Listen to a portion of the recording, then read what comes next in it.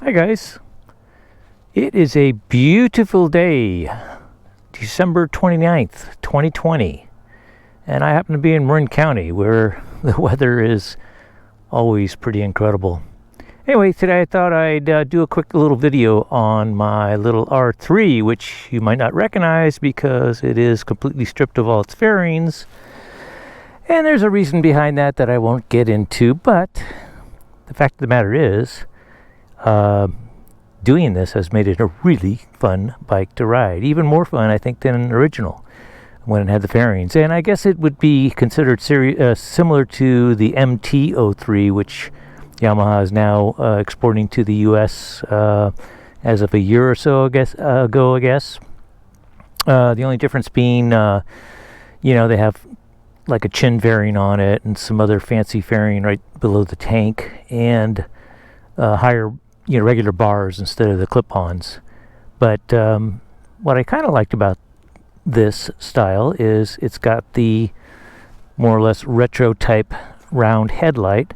I did retain the original blinkers just because I think they're more visible than the new modern LED lights and stuff, and I kind of like visibility to the max. Anyway, so I thought I'd just quickly go over how I did this conversion, just in case anybody's interested in doing it. It was pretty straightforward, didn't require any special tools. It was actually kind of fun to do, and a couple of special touches that I haven't seen on other ones that I've seen advertised on Craigslist, etc. So I thought I'd go over those real quickly.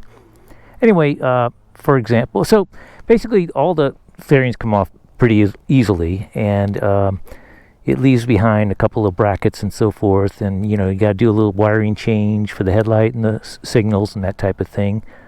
I did put a tidy tail, or whatever you want to call it, on the back, which I really like much better than that big old stinger that's original. What else? Let's see. I did exchange the original shock for this YSS shock, which I like a lot now that I've got it correctly set with the help. Shout out to Dave Moss Tuning for helping me with that. Took a little experimentation, but the old shock, I don't know how many miles on it, maybe it had 10,000 miles on it, and it just had no static sag, and just was not performing well at all. It was super stiff. Anyway, so one thing I did that I haven't seen other people do is I took the radiator off and spray painted it black, because the original silver just kind of stood out and was kind of a sore thumb in my mind. So I took that off. I modified the horn bracket a little bit to clean it up. It had some sort of weird bracket on there. I'm not even sure why, but I just kind of reduced the complexity of that. And this round headlight I got online is very nice. I was very happy with that. I got the special levers you can get from any number of sources. One thing I did manage to find is some really nice quality brackets for the headlight that I haven't seen on other mods of this sort. They were a little tight, clamping them onto the 43 or 41 millimeter tubes, but I did manage to get them on there. It took a little finagling, but I think it came out great. They're very, very sturdy. I had to fabricate this bracket to remount the instrument cluster out of sheet metal. I wish I had used a little higher gauge, because it does vibrate a little bit when I'm riding. It was a pretty simple matter, though, of doing the wiring. Pretty straightforward. I didn't really have to modify these wires at all. I just had to modify the headlight wiring just a little bit. And I also used the extra connector that came off of the triangular running light that's normally in the middle of the dual headlights, and I used that to power my my phone charger. So that worked out pretty nicely. Yeah. Anyway, I don't remember the brand of these levers, but I'm pretty happy with them, but they're pretty typical. And I was pretty happy with these mirrors I got. I did put extenders on them because otherwise you're looking at your shoulders a lot. So this does get them out far enough. And I really wanted to maximize my view. I'm not into the little tiny ones that you put on the end of the handlebars. I just am pretty safety oriented, so I wanted something that gave me the best view I could of the road behind me. I like to see what's coming. And also on the freeway, of course, you want to make sure your lanes are open to make evasive moves if you have to, etc. Let's see. Pro grip. I left the original seat. On these fairings, I did manage to make a bracket here that a lot of people don't. They just leave that hole open, and the front of the fairing, this little triangular fairing or diamond-shaped fairing, is kind of flapping around. And that was pretty easy. That was a simple thing off the line. It was like $8 for these pair of brackets. And then I did get some special material here because this is actually where my knees and thighs actually rest when I'm riding and gripping the tank. Not up here where a lot of the grip pads, I didn't see any purpose to those at all. They really don't do much good other than protecting the tank from scratches. So I got some of this material, which is used on surfboards, etc., and it comes in a roll form. I just cut it shaped it to the outline of the normal resets that's on this, and it's super comfortable. Believe it or not, that little bit of padding makes a difference, and it adds to the comfort when riding. I think that's about it. But anyway, so removing the fairings actually saved about 25 pounds on a bike that's already light. I think it's about 375 normally. I think that's wet weight.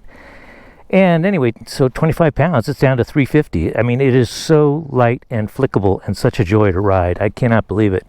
It's a perfect learner's bike, a beginner's bike, or somebody that just wants something to get around town or the city or commute. It's pretty spunky, does fine on the highway. It loves to rev. The power band really comes on at about 7,000 RPM, so it's kind of fun to ring this thing out. And it sounds like a super bike, even though you may not be achieving super bike acceleration and so forth. Oh, one thing I do want to mention is these tires. I put on the Bridgestone Batlax Evo 2s or 2 Evos or whatever they call them. I've been real happy with those. It made it even more flickable, which is incredible. There were Shinko 880, 881s on here when I bought the bike, which was in 2017. This is a 2015, by the way. But yeah, and the Shinkos, actually this was the bike I learned to ride on, so I really didn't appreciate the handling at that time. I was just, in fact, God, I remember the first time getting on this bike after taking the safety course and on a little, what do you call it, Kawasaki I don't know, it was like a 125 or something, but it was a cruiser style bike. So when I got this thing home, I actually had it delivered from the dealership because, and it wasn't new. It had 7,500 miles on it. Turns out it had some abuse too, I think. I found out later. I was a newbie, so I didn't know what to look for. But I did find some problems with it that I have since rectified. So now it's actually in perfect shape. And I actually have it up for sale, which kind of breaks my heart. But I got my eyes on a 650 and I just have so much room in the garage. I already have a cruiser in there along with this, so I had to exchange one for the other, and I couldn't quite let go of the cruiser, so I got to let go of this, and I have it on Craigslist for sale. But it's been a joy to ride. Anyway, I remember that first day when I got on it, I was so nervous because I didn't know how it was going to feel, and getting my feet tucked up underneath me and so forth. Well, a block later, I was going, oh, this is so fun. It was no problem at all. And again, now it's even less intimidating without all the fairings on it and stuff. It's just, you just think about turning and it turns. I mean, I basically use my lower body to turn the bike. I don't even have to think about steering. I just shift my knees the direction I want to go, kind of like skiing, and it just goes, and it goes now. And I have not yet reached a lean angle that I ever felt like I was going to lose traction. It just can crank turns like nobody's business. And I can keep up with people on 650s and even 900s in the turns. But of course, once we hit the straightaway, it's a little hard to keep up. And I got to do a lot more shifting just to keep it in the power band. But that makes it fun. I have learned so much on this bike. And my second bike was an FZ07, which I enjoyed a lot. Great handling, light bike, very powerful, very torquey. I wasn't happy with the handling. In turns, it didn't even feel as planted as this bike does.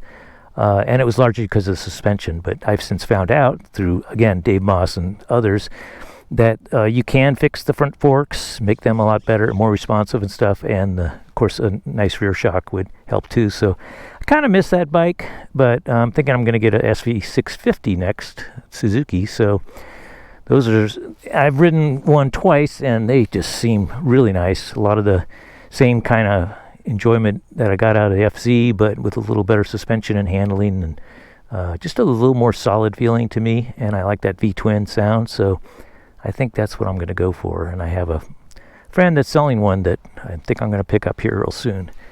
But anyway, I'm going to make another video of me riding this bike so you can hear what it sounds like and stuff. I mean, it obviously sounds more or less like the stock bike, but it'll give you an idea how much fun it is to ride. So stay tuned for that. And that's it for now, guys. Thanks for watching.